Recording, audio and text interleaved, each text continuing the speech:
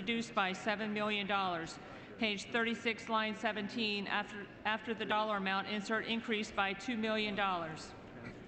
The gentleman is recognized for 5 minutes. Thank you, Madam Speaker.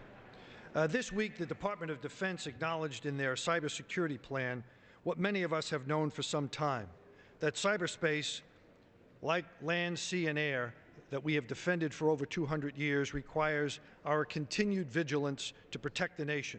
I offer this final amendment today to address this concern. I have in my district Fort Drum. I have a lengthy expanse of border between the United States and Canada. And like all of us, I have the electric grid, which is one of the areas that is most potentially struck by a cyber attack. I would also like to quote for you a statement by Secretary of Defense Leon Panetta, who noted in recent testimony, the next Pearl Harbor we confront could very well be a cyber attack that cripples our power systems, our grid, our security systems, our financial systems, our governmental systems. It's no secret that the Internet has become a critical component of our day-to-day lives. Every day across the globe, over 2 billion users get online to shop, do business, connect with friends and family, and a host of other activities. Cybersecurity affects clearly our national defense, all of our businesses, our schools, our seniors, in effect, all of us. Indeed, while the Internet has become one of our strongest capabilities, it has also emerged as a stunning vulnerability. We need only to look at recent cyber attacks on Sony, Lockheed Martin, and other enterprises to witness the extraordinary damage that can be caused from anywhere in the world at relatively little cost to those who carry out these actions. Hackers become more sophisticated by the hour.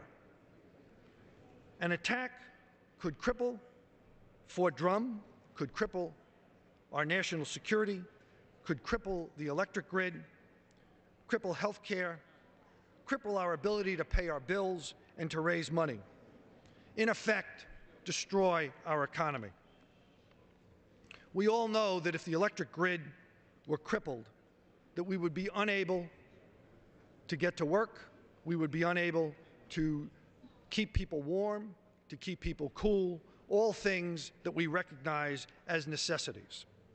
I offer this final amendment to increase cybersecurity in defense of the electric grid by $7 million. This modest increase keeps an eye towards our need to reduce the deficit while making needed investments to protect our most critical infrastructure.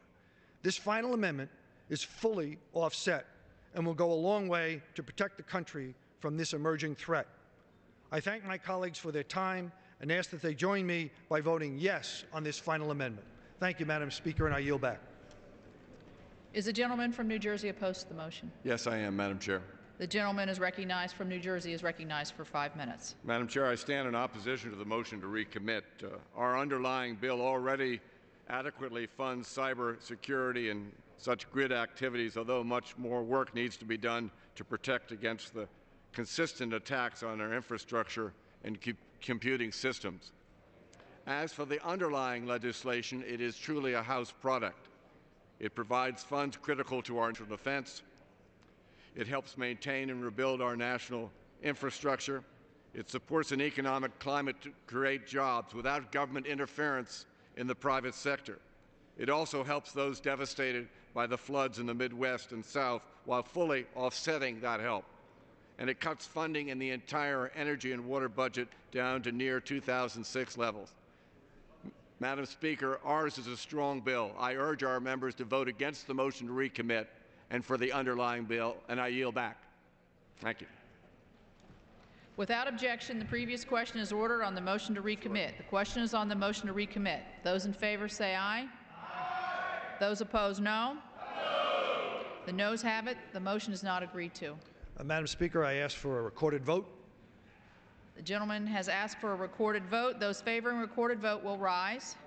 A sufficient number having risen, a recorded vote is ordered. Members will record their vote by electronic device. This, pursuant to Clause 9 of Rule 20, the chair will reduce to 5 minutes the minimum time for the electronic vote on the question of passage. This is a 15-minute vote.